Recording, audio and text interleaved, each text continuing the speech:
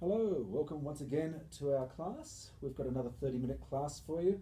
I'm going to assume you've already done your warm-up, your spine stretch, and your roll down to push-up.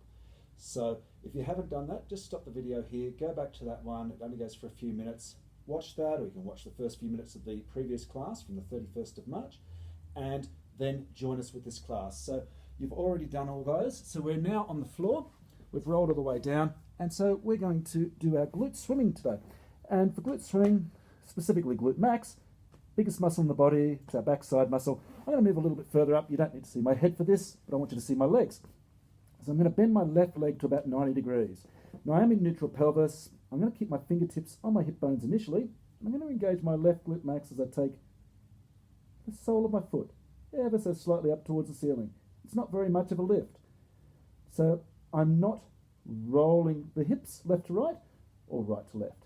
I can check on that glute max with the opposite hand, and it's a bit like a balloon filling up with air, and I can feel that muscle engaging and getting sort of filled out, filling out my shorts. I'll do about half a dozen with that leg, maybe 6 to 8. I'll swap legs. You're still going to engage through your hamstrings, so they tend to work very much with your gluteus maximus, your hip extensor muscles. So what we're trying to do here is to engage this muscle a lot more. Again, I'm just going to be checking on my hips. I'm just going to rotate my head so it's facing the floor, which is my preferred position. And once again, I've done 6 to 8 or so of that. I'm not really counting exactly. And I'm going to do a few more this time around. Now, I'm allowed to lift that leg only as high as I can, maintaining my lumbar curve. If I lift it too much, I will start to arch, as you can see there, through that lower back. So that's just because of the way that your hip joint is structured. So we're not going to lift the leg too much. It's all about just getting engagement, the brain and this muscle talking together. So I'm going for a few more reps this time, maybe 8 to 12. And as usual, just with the numbers, remember, they're just a guide. It's all about you listening to your own body. So hopefully everybody did do the warm-up. The spine stretch is a brilliant exercise before you came down to the floor. Okay, now I've done that, I want to still engage these glute max similar to what I just did then, but this time I'm going to alternate between legs. So I'm going to feel that left glute max fill, and then I'm going to stretch and lift that leg ever so slightly off the floor, and then I'm going to feel my right glute max engage before I then stretch and lift ever so slightly off the floor. If I check on my glute max, I can feel that muscle once again inflating before the leg lifts up. And you should feel this muscle engage before you notice the hamstring engage. So I haven't even told my body, or my brain hasn't told my body, that I'm going to actually lift the leg. I'm just saying engage glute max, engage glute max, and then I say right now I'm going to lift. So it's like an airplane taking off. This is the aircraft, and it's got to get up to the right speed before it can then take off at the end of the runway. So I'm just going to compare between the left and the right. I'm alternating. And one of the things I notice, of course, is as I lift up the left, the right glute max should be completely relaxed, and vice versa. Remember, you are trying to engage through this muscle before the hamstring, which is that muscle at the back of the thigh that you can see beneath my shorts. And we quite often go into the Supermans here as well, but in this particular instance, we're not going to. We're going to come onto our side, and we are now going to go into our right angle triangle. We're going to do the thread the needle version. So how do I get my alignment for this? Shoulder locked down, elbow directly underneath. I don't want to be banana shaped with my spine. Lift that rib cage up as you push that hip away. Easiest way to get that nice straight line of your spine is simply just to lift your hips off the mat as I've done now. It's obviously harder. So I call this the right angle triangle. It's called side bend in Pilates, and the right angle is between your arm and the mat, and your spine is the hypotenuse. I'm going to use the back of my hand just to check that I've got that natural curve. I'm not overarching or flattening out / flexing through that lumbar spine. So one of the variations of this is simply just to lift and hold, and that's the hardest one. More often than not, you'll probably feel it through the neck before you feel it through the side muscles, the elastic muscles here. And you can use your arm to help support the weight of the head if you wish. You can also do this one straight armed. And when you do it straight armed, it's actually easier for both the neck, the elastic muscles, and the shoulder girdle. It's obviously harder through the wrist and the forearm. But we don't do the straight arm version when we do the thread the needle, and the thread the needle is the one I'm going to do today. So what I'm going to do here is I'm going to lift the hips off the floor. I've got my arm at the lightning rod position, and as I breathe out, I'm going to rotate through the chest first. Arm's going to go under the other shoulder, and I'm going to look over the shoulder. So I'm trying to keep that spine in nice, long length. I'm not trying to curl up into a ball, and I'm, as I mentioned, looking over my shoulder towards my chair rather than looking down towards my hand or towards the couch. Now each time I come back, I can always return to the hips of the mat and rest here for as much time as I require. So just try to keep that nice length of your spine rotating. You'll be rotating through shoulder, down your rib cage to the hips. You can do this straight-legged, and if I was to show you what's happening with my feet, I have the top leg forward. And as I rotate, and you can't see me, I'm off screen, but I'm going to rotate here, and then I'm going to rotate around. And I'm going to come back. I'm keeping my knees soft. So I'll come back down the mat so you can just see what my upper body's doing as I do that. This is a pretty tough one. So this isn't easy at all. And you could do several of those. We're going to stay on this side and go into our chest release. I do like to do the chest release every class because it's so awesome. So hips are stacked, legs are bent. I'm going to keep those hips and legs still. We don't need to see what they're doing because they're not doing anything. Breathe in and breathing out. Again, I'm keeping my head and neck in great alignment, focusing on that rib cage rotation for the first few, and then I'll straighten out this arm as per usual. And just like the previous class, you've got plenty of options. Your arm can follow that arc, of which there's two main ones I mentioned to you previously. And you can also hold the end of that range doing rotations of your upper arm, your humerus. Humerus bone connects to your shoulder blade. And of course you can do circles with or without the rotations. So just enjoying your chest release. Now this is a particularly awesome exercise, so feel free to stop the video and do an extra few, because as usual I'm just going to move relatively quickly through the class. So I want to get through lots of things. I'm going to change direction with my arm. So with any of the exercises, feel free to stop and just spend a bit more time doing it, especially exercises like this, swan dive and spine stretch. We are now going to do our up, up, down, down. I'm going to roll onto my back.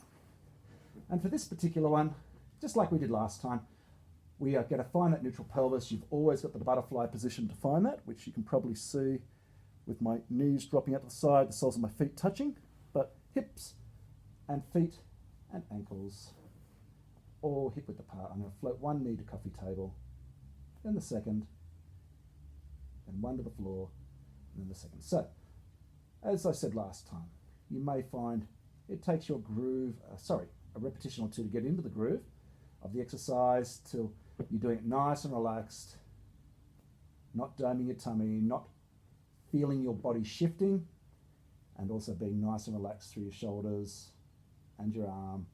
When we do have both legs at coffee table, we're going to hold them here, and I'm going to do my single leg stretch. So I'm going to breathe out as I straighten the leg out, breathe in as I come back. I'll do the first set relatively easy by just alternating legs. Now the more I straighten out that leg, the harder it is, and so on. I'm just going to change my body position so you can see a little bit better. So I'm just going to rotate my mat obliquely, and hopefully that helps. You see a bit more of what's going on. So once again, making sure I've got my alignment, floating the legs up one at a time, and I'm breathing out as I straighten out, breathing as I come back, and I then switch legs. So this is a little bit easier because I'm alternating legs. If I was doing the same leg over and over again, it would definitely be harder, and we'll be doing that very soon. Whenever you need a rest, stop, give yourself that little round the clock stretch, rolling around your sacrum. We will continue, but what I'm going to do this time is I'm going to take my left leg, the further leg from you, just that little bit further away, and hold it there. And now I'm going to continue doing my single leg stretch with just the right leg. So what I've done is I've made this a further away coffee table, This one's still coming back to its normal coffee table with the knee directly above the hip bone. If you really do want to make it harder, don't bring it all the way back to there and bring it back so it's level with the other leg. That's a lot more advanced, and you will notice it is a lot more challenging. I'm going to, again, have a little rest, maybe just hug the knees up to my chest. So we can add challenge whenever we like, but it's an option. You don't always have to. I've swapped legs, my right leg is now further away, and I'm going to do my single leg stretch, a block of left legs now.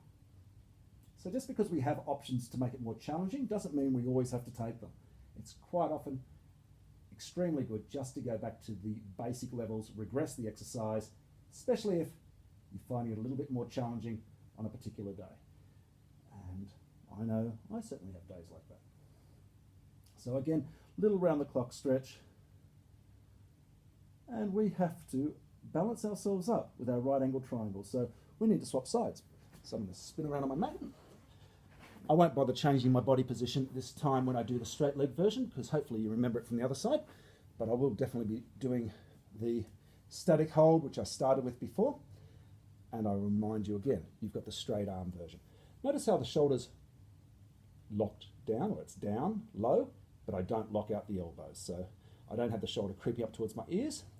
And just a reminder, when we do the thread the needle, we don't do it with a straight arm. So with the static hold and the paint the rainbow versions, we can do it with a straight arm, but not this one. So elbow in just a tiny bit there for me. And I'm nice and vertical, got a nice right angle triangle, threading the needle, looking over my shoulder. In this case, I'm now looking back towards the couch rather than the chair. Taking my time. I'm breathing out as I thread the needle, breathing in as I come back. So I rotate from the shoulder, down my spine, through the rib cage, and the lumbar and the hips will all move roughly about the same time. And then I bring the hips back first, and then I work my way up my spine. Again, I've got the straight-legged version, which I'm now doing, and that's quite tough. That's an understatement, to be honest. It's pretty hard, this one. And chest release. So once again, getting our alignment, always looking to get your ABCs. Alignment, breathing, centering.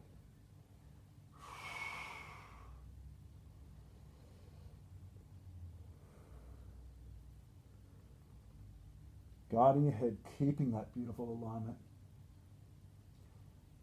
And I'm going to straighten out through those fingertips.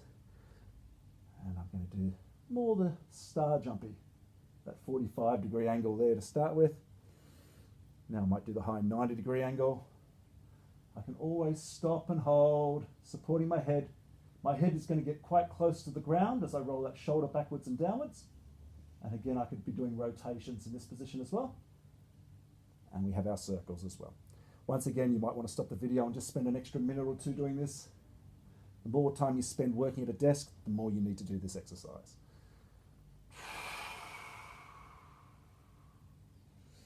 If in doubt with the breathing, just keep breathing. No holding of your breath. Listening to signs of struggle. We're always looking for control and challenge with our exercises. We are not looking for struggle with any of our exercises. We're going to do some all fours swimming. I'm going to do it face onto the camera for a change today, and that's just going to give you a bit of an idea of what I'm talking about how I don't want the hips moving left to right, and also I don't want the hips rotating either. So I've got my hands on the mat. In fact, I might have to come a bit further forward so I don't run into the couch. So I'm not going to lock the elbows out. I'm going to keep the elbows nice and soft, and I'm going to start simply with just the legs sliding back, breathe in as it comes back. Now I need to draw the Easter egg in a little bit more through my tummy, just to make sure that I'm keeping my transversus engaged. I am just running into the couch slightly there. So I'll swap legs. I'm now sliding out and lifting. And my hips are staying still. I'm going to add the opposite arm. It's all about just trying to keep as still as you can.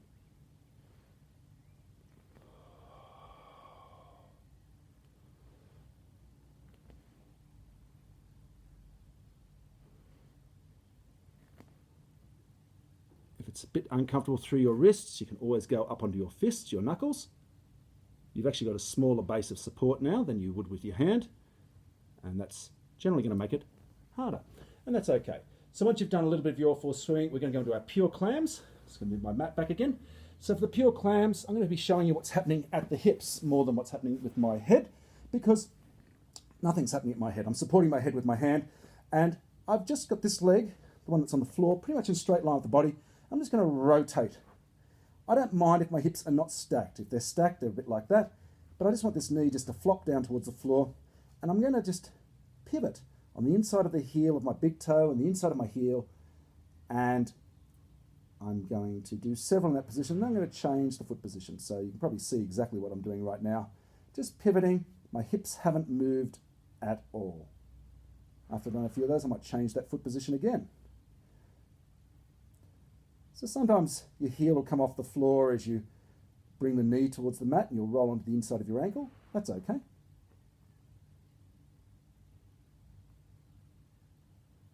And every now and then, every few repetitions, it could be every couple, every 6, it's completely up to you. Move that foot and knee position, changing the angle that you're working through those deep lateral rotator muscles, piriformis and friends in the pelvis, going between your pelvis and your femur. I'll more often than not spend more time in the ones that I find more challenging and a little bit less time in the ones that I find quite easy. So this is called pure clams. We're working through what I call the back pocket muscles.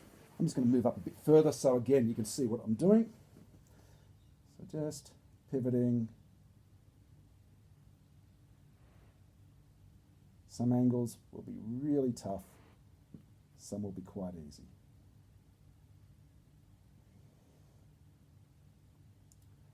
And when you've done enough of those, we're going to go into our shoulder bridge roll. So for this one, we're going to be coming up to our ski slope, and I may get a little bit further away from the camera, but I've got my heels flat on the floor, and I get the feeling, once again, to engage glute max first and hamstrings, that I'm pushing the feet away from me, even though the feet stay still, and that's going to allow me to tilt the pelvis and flatten out that imaginary sponge under my lower back. Take a breath in, and then breathing out and rolling back. So we're trying to use our hip extensor muscles to work to tilt the pelvis, to draw these hip bones up towards the ribs, and to take the hip bones at the back away from the back of the ribs. So the pelvis is doing a little tilt, and that's going to flatten out through our lower back. In fact, if I had my hands through my lower back, which I'd only ever do just for awareness, then I'd feel myself rolling across my little finger before I moved on to my ring finger, middle finger, index finger, and then up towards my thumb, which is the base of my rib cage. And then I'd feel the opposite as I roll back.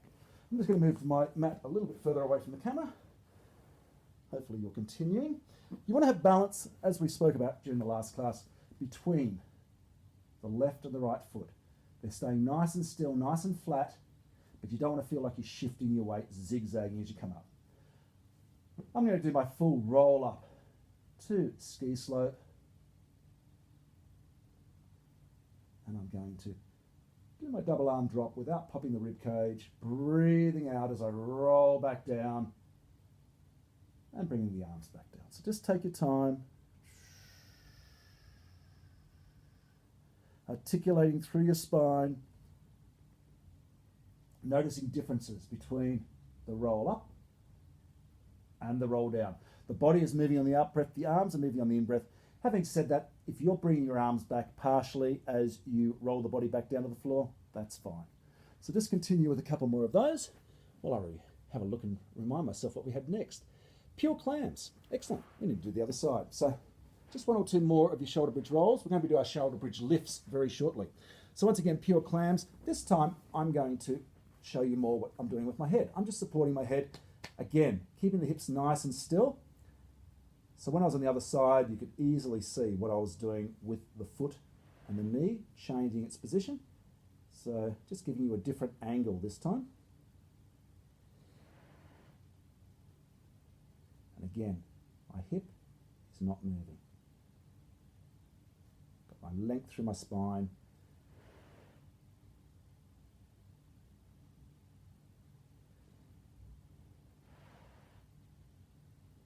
Changing the angle as I work through the back pocket muscles.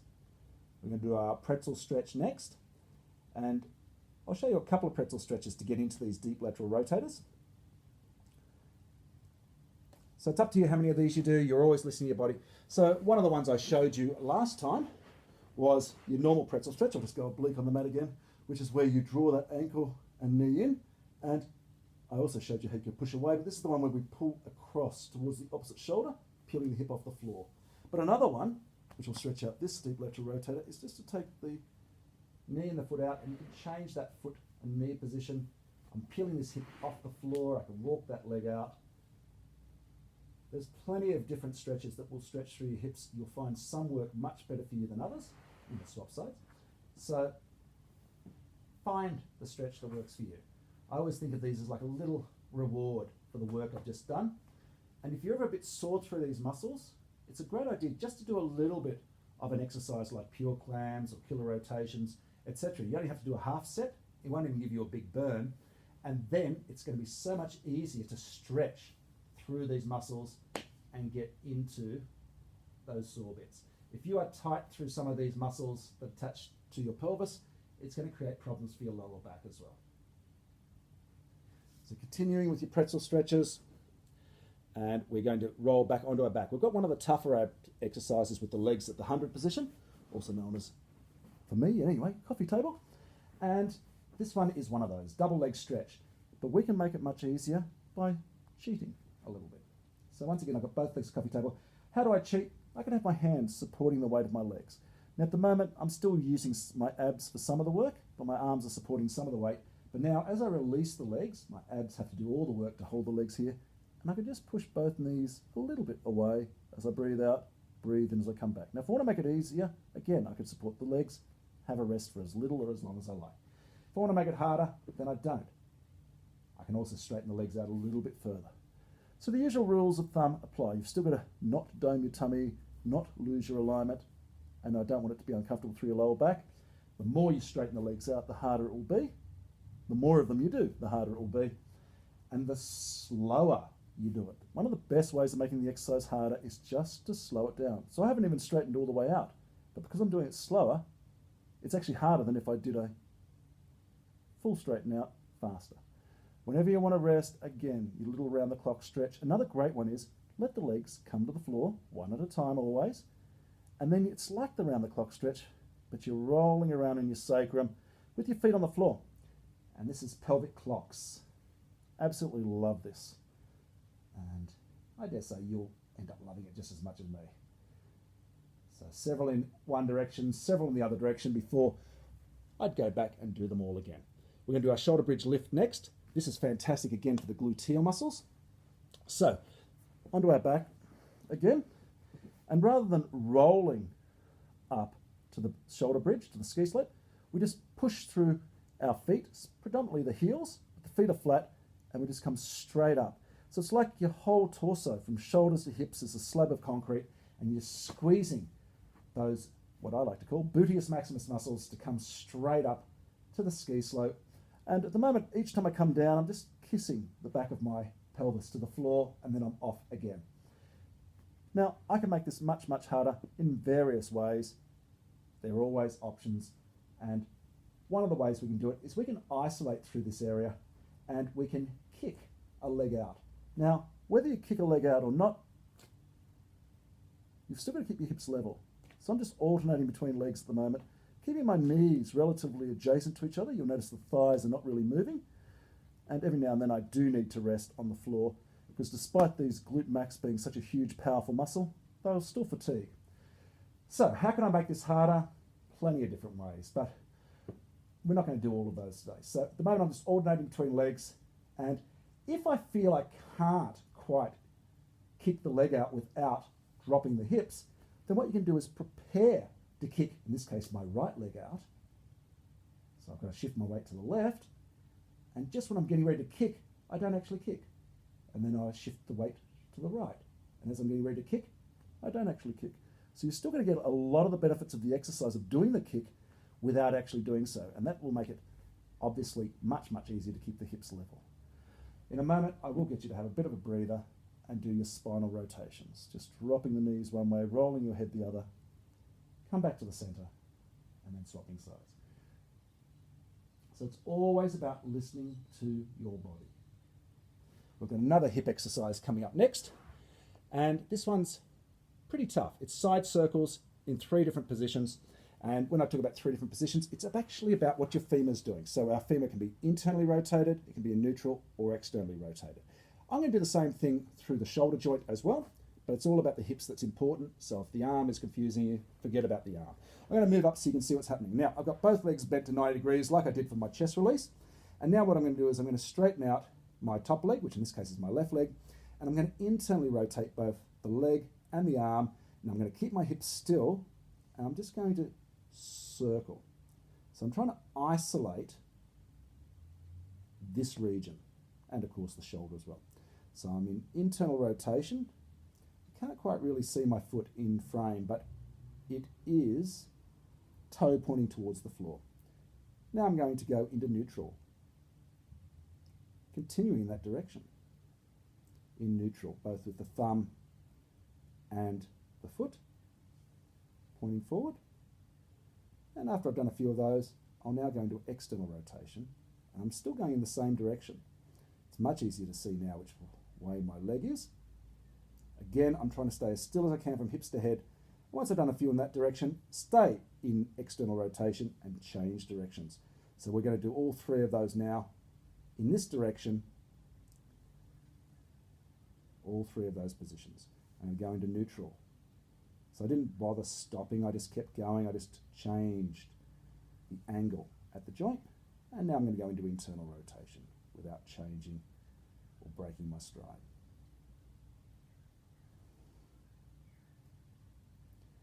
And if you're feeling really good, staying in neutral and doing some gluteal lifts just for fun. Gluteals, glute medius, glute minimus, TFL, your tensor fasciae latae. And if you're not getting a bit of a burn through those muscles, you've obviously got hips of steel. We're now going to just roll into our Sphinx, which I call the Sphinx. It's called leg pull prone in Pilates. So elbows are underneath the shoulders. I'm looking between my hands. This is one of those ones where your glute max is relaxed. Your hamstrings are relaxed. Elbows, as I said, are directly under your shoulders. You can make it a bit harder by having one elbow a bit further away. If you're going to change, do it when you come up for the next rep. Don't do it now. So have your squash frog. And after you've had that breather, then you would do the other side. So you probably can't quite see it, but my right arm's now a bit further away. I like to think that there's a steel spike under my belly button. I'm drawing my tummy right in strongly away from that steel spike. And so change my body alignment so you can see a little bit more what's happening here. So, as I said, I'm keeping my head in good alignment, looking between my hands. And if this one's a bit further away, I'm going to work harder through one sling of obliques. And the squash frog is absolutely awesome. And then we need to roll onto our other side and do our side circles in 3 different positions. We're almost finished. We've just got a couple of stretches to go after this one. So again, always looking to get my correct alignment. I'm going to straighten out the leg, straighten out the arm, and I'm in an internal rotation, and I'm going to do 3, or if you're feeling awesome, do 5 circles in each direction. We're going to start with that direction. I'm going to go into neutral now, both the thumb and the leg. And now into external rotation. So I don't think I'm actually doing a huge amount, maybe only 2 or 3 really. And now I'm going to change directions. So it's all about isolating that hip joint, strengthening it. I'm going to go into neutral again.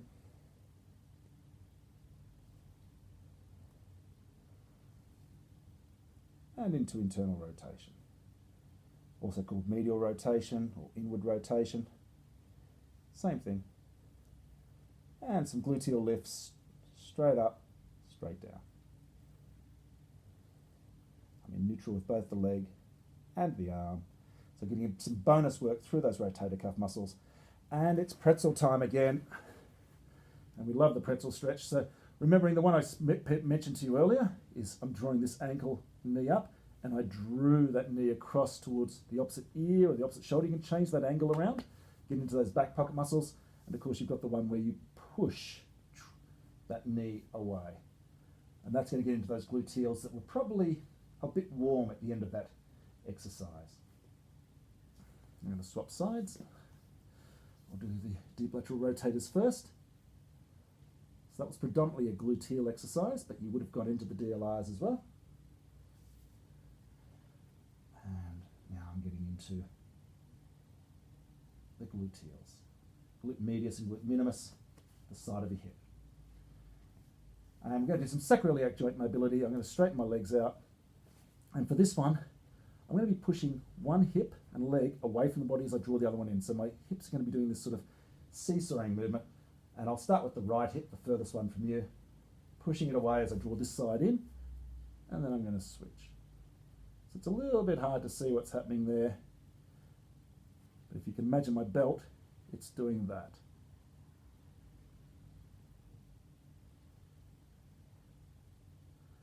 I'm going to change my angle a little bit, might make it a little bit easier to see. In fact, there you go, you can check out my feet. You probably can know what they look like better than me now. Just switching sides. And I'm doing it probably as fast as I'd ever do it. I usually do it much slower than this, and if I find a bit of a tight sore spot, I'll just stop, hold, and breathe. And then slowly move the other way.